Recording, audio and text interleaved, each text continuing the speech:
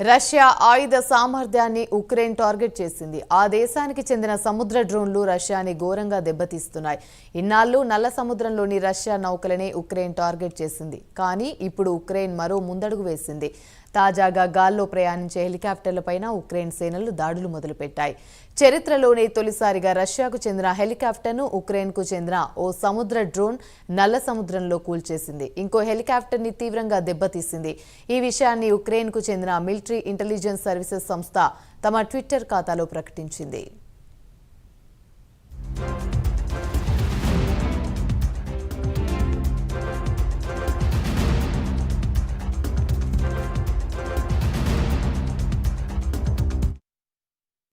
మాస్కోకి చెందిన MI-8 హెలికాప్టర్ను కీవ్కు చెందిన మఘురా V5 drone నేలకూల్చిందని Ukraine వెల్లడించింది.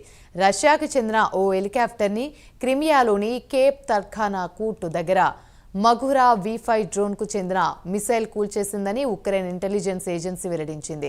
ఈ ఆపరేషన్ కోసం సోవియట్ కాలం నాటి గగనతలం నుండి గగనతలానికి ప్రయోగించే హ్యాంపెలార్ 73 క్షిపణిలో మార్పులు చేసి సముద్ర డ్రోన్కు అమర్చారు. దీనికి సీ డ్రాగన్ అనే పేరు పెట్టారు.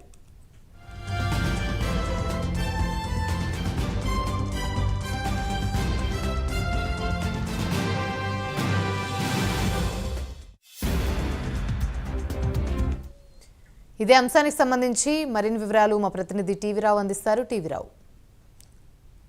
యామిని, ఇప్పటి వరకు చూస్తే ఉక్రెయిన్కు సంబంధించి ఏదైతే పక్క దేశాల నుంచో లేకపోతే ఏదైతే స్నేహపూర్వకంగా ఉండేటువంటి దేశాల నుంచి తెర వెనుక ఆయుధ సంపత్తి సమకూర్చుకున్నటువంటి ఉక్రెయిన్ ఏ సందర్భంలోనూ రష్యాను నిలువరించలేకపోయింది.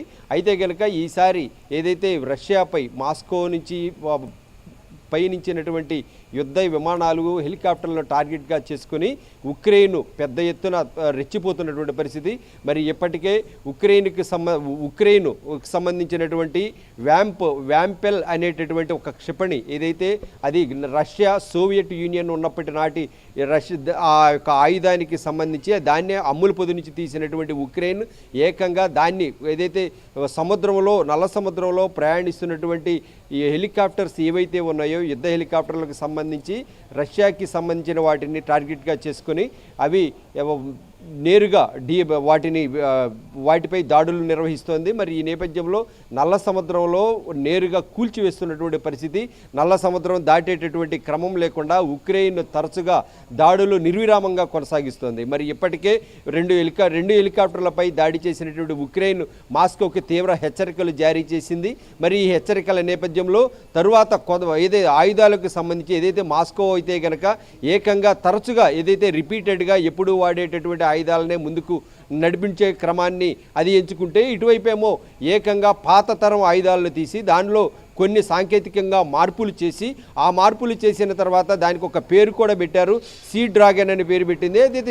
ఏదైతే మాస్కోకి సమీపంలో ఉన్నటువంటి ఈ సీ డ్రాగన్ సీ నల్ల సముద్రానికి సంబంధించి ఆ సముద్రంలో పయనించేటటువంటి హెలికాప్టర్లు అయితేనేమి అలాగే మాస్కోకు సంబంధించినటువంటి ఓడలైతేనేమి వీటినన్నింటినీ లక్ష్యంగా చేసుకుని ఏకంగా ఈ సీ డ్రాగన్ అనేటటువంటిది వ్యాంపెల్ 60, 70 అనేటటువంటివి అదైతే మఘురా సిరీస్లో ఇవన్నీ కూడా మఘురా సిరీస్ నుంచి తీసుకున్నటువంటి ఆయుధాలు.